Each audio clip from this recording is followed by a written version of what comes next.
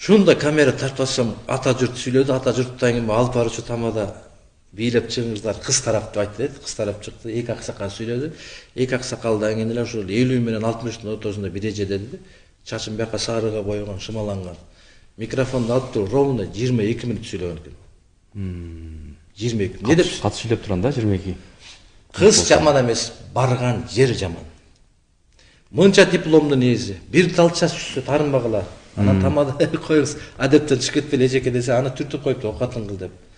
Анан бир туугандары микрофонду алса эч кимге берип, кыскасы 22 мүнөт баягы аял текеберленет да. Бир көзү кашая турган болсо күйөө бала, акыбал келет сага депчи, смотри дейт. Ошондо болгону кайтып берейин, урматтуу көрүүчүлөр, баягы жигит жээк менен басып келип, микрофонду алып туруп, төрдү карап туруп, бодимде отурган небеси дагы. Талак деп 3 жолу кыйкырыптыр. Чымындын үнү да болбой калды дейт ушун. 300 киши дың болуп калды дейт. Мынакей. Болгон окуя.